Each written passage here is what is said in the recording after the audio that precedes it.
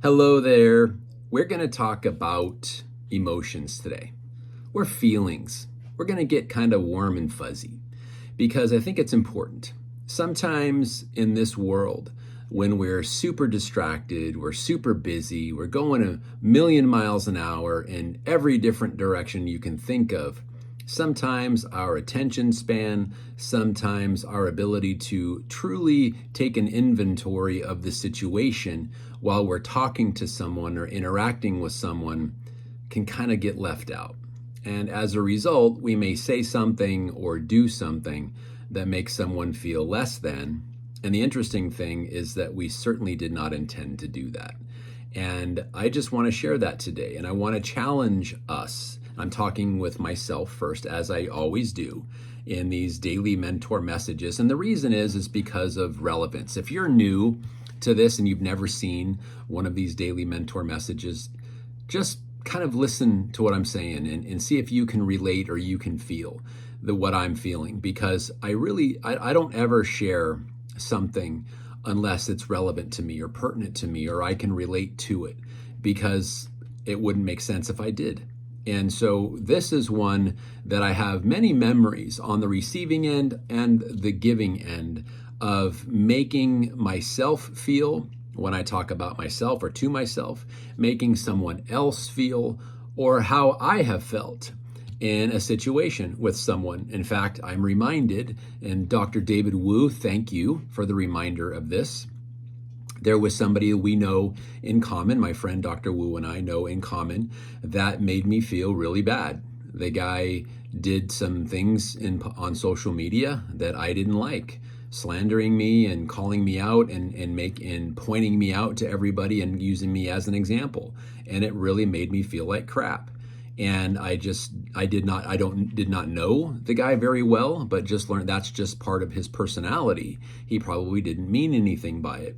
And that's the case because I have unintentionally, in some cases intentionally, said some things that I regretted in the heat of the moment or in an emotionally charged situation or in an area or a time that I was stressed because I had multiple spinning plates and trying to keep them all balanced, and then somebody coming in from the outside who didn't know any of those things, and my response to them was short and uncalled for, and it hurt their feelings. And I have to understand that when we do those kinds of things, we should, one, recognize that we did that, two, apologize to the person and ask for forgiveness because it was unintentional. And this happens probably more than we understand or more than we could even fathom, especially in today's world where we're so busy, we've got a million things going, and we're just kind of stressed out.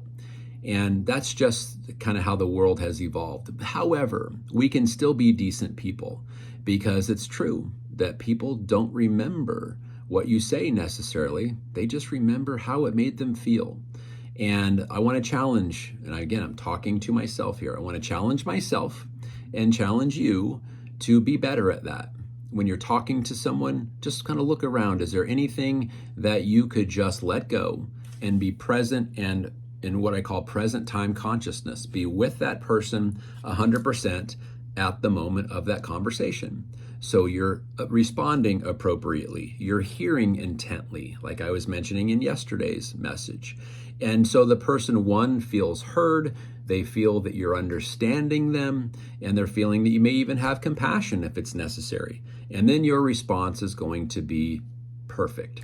So try to, when you're engaging with people, you're talking with people, you're interacting with people, not to be distracted, not to be in the middle of something else. And I know, it's easier said than done.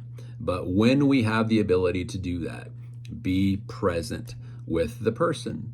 Be present when they're talking. Be present when you're responding back so they feel the genuine heart of what you're talking about. And they don't feel unheard. They don't feel slighted. They don't feel that in some way you just kind of brush them aside. And I know I've done that before. And if you're watching this and that's happened to you, I apologize, because sometimes we literally don't even realize we're doing it. We may just find that someone's ghosting us, or they're not responding, or they're not coming around or calling us the way they used to. Maybe there's something there. Take an inventory, look back, and if you can find something or identify something, just apologize and ask for forgiveness. Give them a hug it out, fist bump, whatever you need to do, and move on, because it's probably happening more than we realize. So just in summary, people will remember how you made them feel, not what you say.